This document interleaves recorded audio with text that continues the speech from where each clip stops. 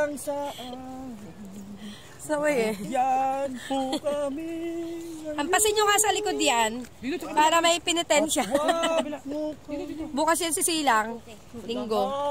Ay mabubuhay mo din. So, dahan-dahan na. Nakaselfong ka pa eh. Nantokwa kang bata ka. Ano mo? Style. Yung sila. Sino yung nauna?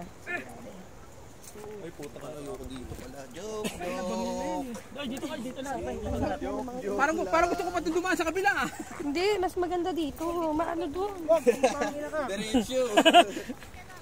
Hindi makapagkwento si Christian yan pag dyan dumaan. Sabi ko pa man din, ikukwento ko to.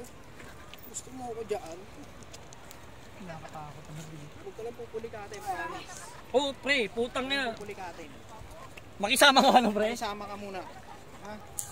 Umulikat ka na kanina eh. Kayo na umagi. Tama na, tamang isa lang. Isa lang. Hop. Hop. Tarik na. Side step. Side step again. Puta, tabi-tabi pa tayo. Side step. Pag may nalaglag dyan sa taas, alam na. Diretso yan. Okay lang daw, may isulat naman si Christian eh. Kasi Ang kaso kami ba meron? Ayun lang. Wala nga kaming health ano. Pero buhay ka naman dito pag nalaglag ka eh. Gagi. Dagat yan. Mabato daw. Mabato. Kung hindi mabato yan, buhay ka talaga. Ano mabato? Maligo muna tayo mamaya sa ulag. Yun oh.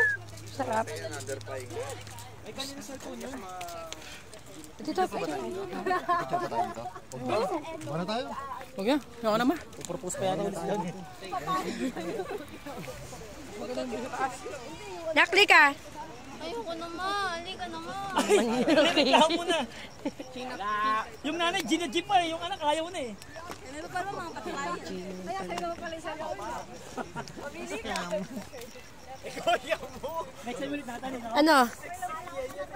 Kaya pa? Sarap maligo. Yeah. Oo, galit na nga yung dalawa eh. Hindi, buti yun. Hindi kasama dalawa pa eh. Galing talaga kayo. Pagkasama pa yung dalawa. Kasama talaga yung alamanan mo. Hindi, mga bata, bawal. Ayokong pinapayagan pag mga ganito.